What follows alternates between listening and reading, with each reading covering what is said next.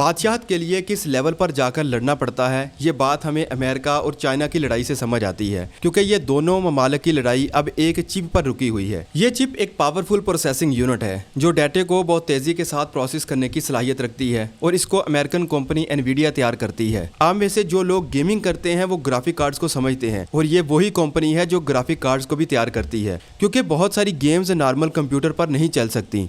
उनको चलाने के लिए कंप्यूटर की पावर को बढ़ाना पड़ता है, जिसके लिए ग्राफिक कार्ड्स का इस्तेमाल किया जाता है। इसी तरह एआई को भी नॉर्मल कंप्यूटर पर ट्रेन नहीं किया जा सकता, उसके लिए तो इससे भी कहीं ज्यादा बड़ी पावर की जरूरत होती है, क्योंकि एक एआई मॉडल की ट्रेनिंग के दौरान बहुत बड़े लेवल पर डाटे को प्रोसेस किया जाता है और ये प्रोसेस एक नॉर्मल कंप्यूटर पर या आम ग्राफिक कार्ड्स पर नहीं किया जा सकता। इनके लिए स्पेशल किस्म की चिप्स को इस्तेमाल किया जाता है, जैसा कि B100, B200। ये बहुत पावरफुल चिप्स हैं जो डाटे को तेजी के साथ प्रोसेस करती हैं। इन प्रोसेसिंग यूनिट्स को एनवीडिया अकेला नहीं बनाता, बल्कि ताइवान में TSMC कंपनी इसके मैन्युफैक्चरिंग पार्ट को हैंडल करती है और अमेरिका ये चिप्स चाइना को नहीं देना चाहता, बल्कि इसका downgraded version H20, A100 China के लिए बनाया गया है, जिनकी प्रोसेसिंग स्पीड B100 से कम है। मगर चाइनी कंपनी डीप सीक ने इन्हीं चिप्स का इस्तेमाल करके अपने एआई मॉडल को ट्रेन किया और अमेरिकन कंपनी ओपन एआई के मॉडल्स यानी कि चैट जीपीटी को उस टाइम पर बीट कर दिया। दूसरी तरफ चाइना भी नहीं चाहता कि उनकी एआई कंपनीज अमेरिकन चिप्स पर डिपेंडेंट हो। वो चाइनीज चिप्स को प्रेफर करने के लिए कहता है, मगर चाइनीज चिप्स एनवीडिया की चिप्स के बराबर की नहीं है। इन चिप्स को बेहतर बनाने के लिए चाइना हर साल ट्रिलियन ऑफ योन्स खर्च कर रहा है। रिसेंटली उनको कामयाबी भी मिली है।